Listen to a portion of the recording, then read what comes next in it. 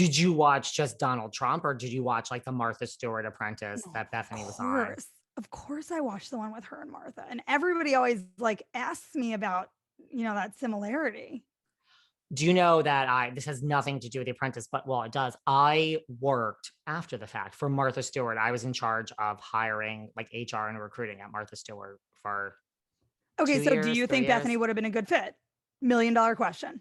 I mean, I no, no, no. It was a strange company in the sense that like there was people so high up. I mean, really, I've never seen like CFOs, CEOs, lawyers, like general counsel.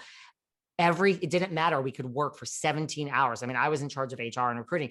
And then like Martha could come in like 1 minute, be like, I don't know, like, let's do it this way. And there'd be these tops of their departments being like, it's not that we can't do it that way. It's that we actually can't. Like that doesn't work. And just Martha didn't understand. Like it just And was she just like, didn't care. right. So So she kind of ruled with an iron fist. a little bit. A little bit. I have nothing against her. I get it. Listen, I mean, she's brilliant, right? So like, I don't have an axe to really grind with her, but it was what you think. Like if she was coming in and like all the shades were not equal, you weren't supposed to have Yeah. personal things at your desk. Like a lot of these stereotypes really were true. How about the scene where Bethany is like fixing the pillows? Yeah. I'm just like, babe, you got so much fun. Let me do that. No, She totally. it So, wouldn't she wouldn't have been a good fit. so what I can see that because I think that they have different energies, right? They're different vibes. But actually, I mean, I know Bethany and I sometimes clash on camera, but Bethany and I actually are more similar, I think, than her and Martha are. Just by I might be biased, No, I would think but so. and Bethany is what's interesting is what you said about Martha. Bethany's different than that. Bethany actually really and I think look, part of it is the edit, right? They film so much TV, you understand this, and they can only show whatever ends up in the 30 or 40-minute episode, and that's it. And I can't speak too much to things that don't make it there, but Bethany listens to other people's sides, and her opinion can be changed if you understand why you want to do something a different way and you're clear with her. She's there, she's locked and loaded and listening to you, and she's willing to hear it out to do it a different way if it makes sense. So I think that's really cool. I could see that about her. They didn't show that as much though, and I wish they would. Maybe they will. Well, it's like you said, I mean, because that's what I've read too about the show. And we've seen like she's really, I'm sure she agreed with Mark Burnett as producing credit. Like, I need to be able to change this on the fly. Like, there's no Right. formula. Like, the person she just made her assistant, she's like, we're not ready, recently, like, we're not ready to let him go home. Like, that wouldn't happen on like another show. Like, she's That was a really thinking, crazy ass scene. Can you believe right? too that I didn't? What do you think the odds are? Like, if you take 100 people, how many of them do you think would have thrown him under the bus to try to stay?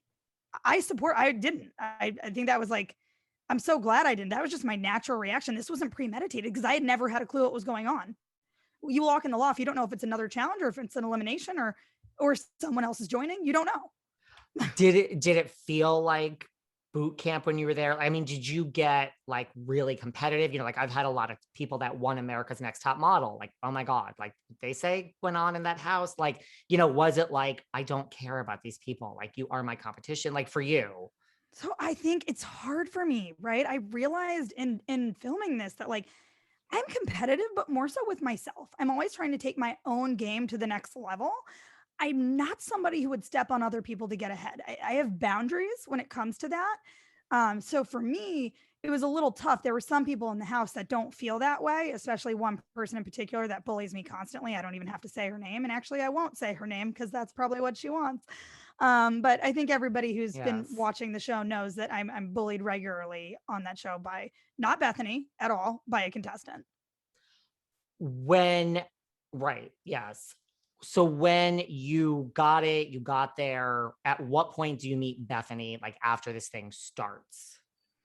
Like really soon, right away. We had the cocktail party, which I mean, I was like a bat out of hell. I was like, where's the rosé? Time for a drink. I haven't seen humans in like a week, 2 weeks, whatever. Like we followed all the CDC protocols, right? So it's like I just hadn't been out of the house in so long. I was so happy to just talk face to face. And Brody was like the first person that I saw. And like Brody has style, he has got some swag. So I was like just eating it up. Yes, you were. You were eating it up. What about, did you, besides watching, so you watched the Martha Stewart Apprentice, did you do anything else? Like, did you read Bethenny's books? I mean, like, did you Correct. just sit there and were like, yes, you did. Yes, I did. And I didn't finish it before I went in, but, at night before going to bed, I pulled that book out again and got as far as I could because I just really wanted to understand her as a person.